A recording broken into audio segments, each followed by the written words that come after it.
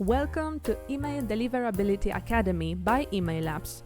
I'm Sandra and I'm here to teach you how you can improve your deliverability and reach better results in email communication. So let's dive into our new lesson, shall we?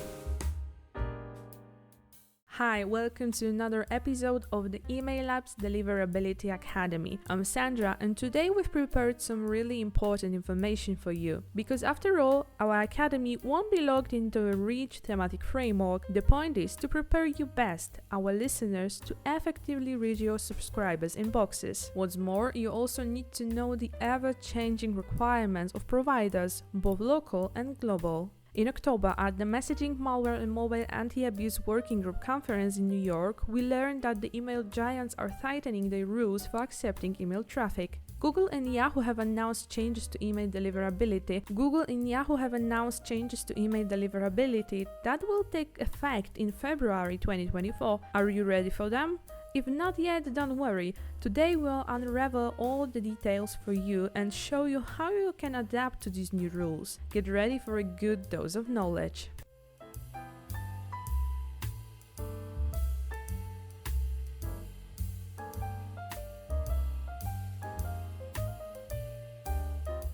It's worth noting that the email giants have long been working to improve security for both recipients and senders. And these changes are giving a clear signal it's time to implement requirements that have been considered good practices to increase the security of mail users and significantly reduce the amount of spam that arrives in our mailboxes daily. Let's start with the main points announced by Google and Yahoo. Gmail announced that enforcement for the new standards will begin in February 2024. Similarly, Yahoo has set a target for the first quarter of 2024. The upcoming requirements will apply to all senders, with stricter criteria for what Yahoo and Google classify as bulk senders, meaning those who send more than 5,000 emails daily. On the positive side, both providers have provided similar updates, so by adhering to authentication protocols, implementing user-friendly unsubscribe process, and ensuring content relevance and a low rate of spam complaints, you are not only complying with changing standards, but also improving sender reputation and deliverability. Keeping up with evolving deliverability guidelines is the best practice, as email marketing standards constantly evolve in response to changing customer behavior, emerging industry regulation,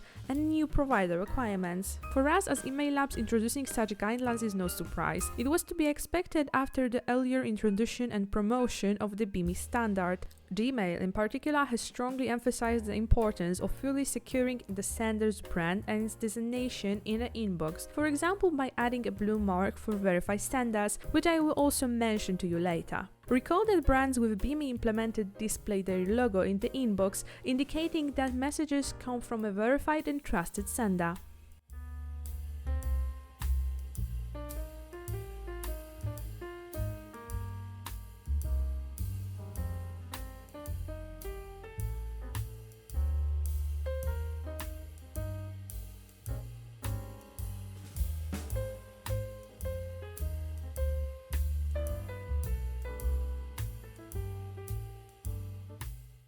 But let's cut to the chase. There are quite a few of these restrictions, some of which may be crucial as you develop your deliverability strategy for the coming year. The most important and difficult change concerns email authentication. This is especially important because email authentication is the first line of defense for brands against accidentally gaining a reputation as a spammer. What exactly is changing? Mandatory SPF and DKIM authentication are being introduced for all senders. On the other hand, bulk senders will have to implement DMARC authentication, at least in a known policy. This will therefore be a mandatory requirement and not, as before, just the recommended practice. In addition, messages sent by bulk senders must pass domain verification in DMARC records. This means that the envelope from, return path, domain must be the same as the header from address, and that the DKIM domain will be the same as the header from domain alignment. According to HealthNet Security, only 14% of domains worldwide have any DMARC policy configured correctly, which means that after 1st of February, as much as 86% of global traffic could be at risk of landing in the spam folder. Since this is the most essential change, I will tell you how to configure DMARC in a few words. Leaving aside the purely technical issues of how to add DMARC record, the following 3 steps are necessary. First, assess the infrastructure used to send emails. This includes all email servers and third-party services that send emails on behalf of the sender, such as server infrastructure providers like email apps or marketing automation platforms. Next, create a custom DMARC policy for each domain to be protected. DMARC adds rules to the organization DNS record that tell receiving servers how to handle emails from a given domain. The DMARC policy itself can be set to none, quarantine, or reject. Now, let's briefly explain what these 3 policies mean. Reject means that the message will be rejected if it does not pass authentication checks and has not been authorized by a sender. Quarantine means that messages will be directed to the spam folder until they pass authentication checks and are authorized by the sender. None means that the receiving server will do nothing with messages that do not pass the authentication check. If you want to learn more about setting up DMARC, SPF or DKIM authentication, take a look at our website emailapps.io. This is the first requirement that Gmail and Yahoo Mail have set. Are we going further?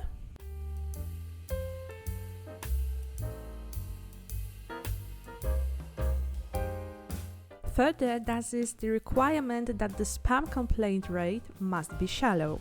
Google specifies that it should not exceed 0.3% according to the data displayed in Google Postmaster. Yahoo Mail does not provide exact numbers. Again, this requirement will apply to all senders. The spam rate is the percentage of emails marked as a spam by users compared to the total number of emails delivered to the inbox for active users. This ratio may be low even if users still mark emails in their inbox as a spam. In email deliverability, the apparent disparity between users marking emails as a spam and the low spam complaint rate could be attributed to several technical factors. One plausible explanation lies in the divergence between user actions and spam complaints. Users might mark emails as a spam due to factors like personal preferences or misunderstanding the content without formally registering a complaint through the email service provider. This behavior can create a gap between perceived dissatisfaction and actionable spam reports. We recommended that you review email apps anti-spam policy. When sending through our service, you must comply with the provisions therein. Configure account in the Google Postmaster tool to prepare for the upcoming changes and track the spam complaint rate in Gmail. There, under the spam rate tab, you can track the exact level for this indicator. There are many ways to keep spam rate low. We'll discuss some of the most important ones. The email database should be active, in explanation free of non-existent addresses and spam traps. In addition, it is worth taking care of its good segmentation according to interest so that the dispatches enjoy the highest possible interest. This is crucial to deliverability precisely to global providers such as Yahoo or Gmail. Think about double opt-in. When you enter a given email address in the form, an automatically generated message with an activation link will be sent. After clicking on it, the email address will be activated in your database. The method allows you to verify that email exists and that the sign-up can access to the mailbox. Having non-existent or inactive addresses in the contact database negatively affects to the rating of mailings and the server's reputation, so subscribers' activity should be verified continuously. Further, monitoring email deliverability is one of the most important steps to avoid ending in the spam folder. With a service like Emailapps, you can track the deliverability of your emails in real time, which gives you a detailed overview of how many people are not only opening but also clicking on the emails you send. However, this is not the only indicator you need to monitor. You must also analyze indicators such as hard bounce and soft bounce to ensure high deliverability. This can build a sender's reputation, essential for effective email marketing. We mentioned reputation and how to build it in a previous episode of our podcast. Be sure to check it out. When designing an email deliverability strategy for your brand, you need to declare its various steps and objectives, and most importantly, analyze whether your emails are really value to the recipient. While aggressive sales messages can increase customer engagement, they can also be seen as a red flag by spam filters. Personalizing your email is another effective way to avoid having your messages reported as spam. As I told told you in the previous episodes, it's not just putting the recipient name in the message title. This is where creativity comes into play. Get to know your audience and tailor your content to their expectations. You should aim to tailor each message perfectly to your subscribers' need.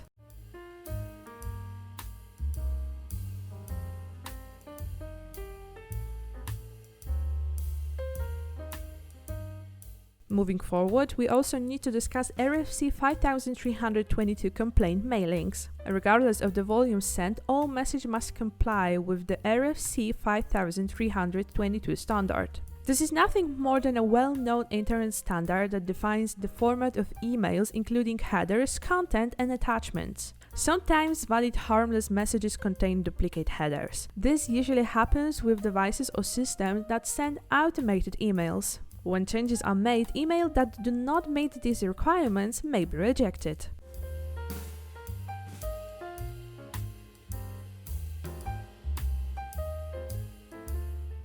Google is also changing the existing rules for sending from free mailboxes. As of February 2024, such sending will no longer be possible. Google is changing its DMARC policy to quarantine, so sending from addresses like Gmail or Google Mail will no longer be possible.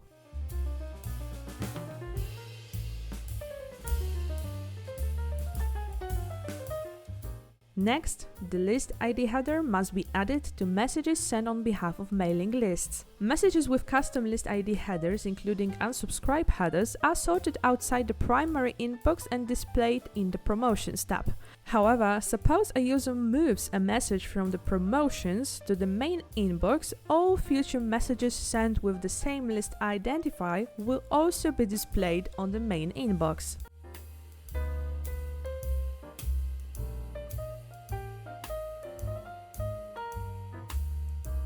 Another significant issue that appears among the restrictions for 2024 is one-click unsubscribe header. Senders should enable quick and easy unsubscription from marketing communication by implementing a one-click unsubscribe option. At Email Labs, we are working on a general implementation of the one-click unsubscribe header for all bulk senders who send marketing communication. When users want to subscribe to your emails, make the process simple and transparent. Clearly define what they subscribe to and ensure that they have complete control over their subscription preferences. Provide a clear and visible unsubscribe option in every email you send. Make it as easy as possible for users to unsubscribe. Failure to do so can lead to user frustration and increased reporting of messages as a spam, as I mentioned earlier. As you can see, one decision can significantly impact many factors. Simply put, when a recipient receives an email they don't find exciting and can't easily find an unsubscribe button, they are much more likely to mark it as a spam to get rid of it. Place great importance on handling unsubscribe requests. Continuing to send emails to unsubscribed recipients is contrary to good practice and can result in email deliverability problems. Privacy and data processing regulations such as GDPR require that subscribers be able to easily unsubscribe from receiving future emails with a clear and concise link placed in the prominent location. Many companies hide the unsubscribe button deep in the footer of emails alongside several other links.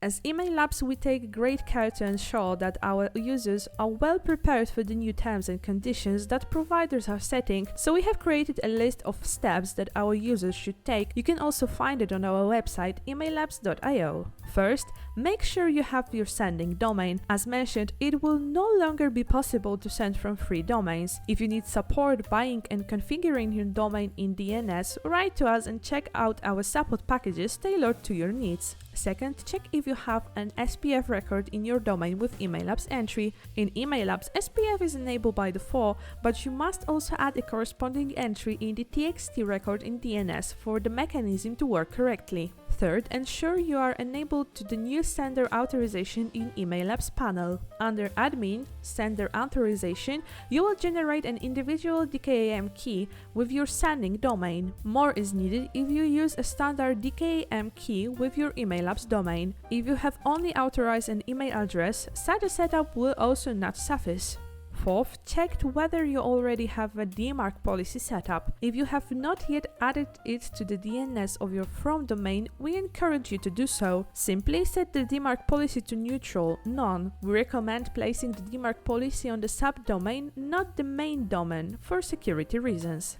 To make the changes easier, we are working on a free domain authorization configurator to help you go through all changes in a few steps. You can configure the appropriate entries in it, but remember, you still have to add them to your DNS. You can find instructions on how to do this in our documentation at docs.emaillabs.io. We will also help you set your profile in the Google Postmaster tool. This will allow you to track the spam complaint rate or sender reputation in the spam rate tab. If you don't know how exactly to do it, contact us and we will guide you through the configuration process. At Email Labs, we are also working on implementing the one-click unsubscribe header for all bulk senders who send marketing communication.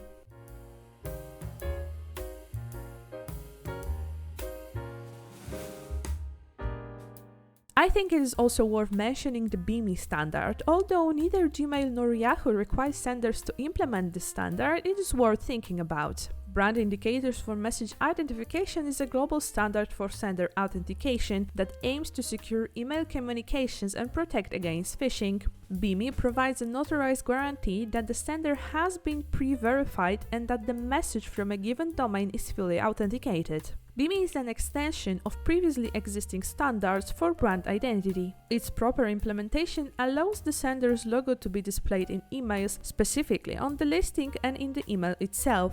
It is worth mentioning that the logo must comply with the officially registered mark at the Patent Office. With BIMI, you gain recognition in the mailbox and increase brand awareness, making it easier for recipients to find your emails and get the information this is important for them. The logo in the email is a confirmation to them that the communication is secure and they can open such a message without fear. Quoting Redsift and Entrust, in the US and UK 2021, the BIMI standard contributes up to 39% increase in open rates. However, to enjoy the BIMI standard and be able to display the logo in Yahoo Mail, which is a bit more lessons and does not require VMC, is mandatory to implement the DMARC in a restrictive policy. Did you know that Google rewards senders who have implemented VMC certification with an additional blue mark next to the sender's logo and address, confirming that the message came from a sender who also owns the domain? This is another reason to think about concerning your email communications. This follows mailbox providers' effort to protect recipients from increasingly common phishing attempts. Since Google announced its support for the BIMI standard in July 2021, it hasn't been entirely clear how to distinguish verified senders from those who have uploaded their logo in their Google Workspace profile account. A blue badge next to the sender's email address would therefore distinguish which senders are more trustworthy regarding to the authenticity of emails users receive at a glance. When you hover over the badge, you will see the message. The sender of this message has confirmed that he is the owner of the domain and the logo in profile picture. It is worth mentioning that a similar blue sign of a verified sender was also introduced less than a year ago at Yahoo Mail.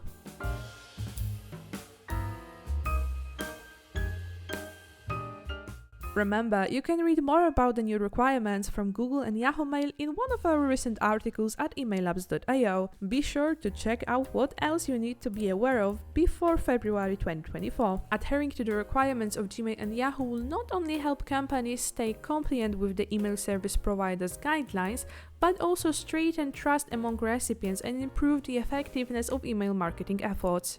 Email marketers must stay abreast of these requirements and adjust their strategies to ensure that campaigns are more effective while maintaining a good sender reputation and deliverability. That's it for today. We'll hear from you in the next episode. If you have any questions after listening to this episode, please ask them boldly via our social media. Till the next one!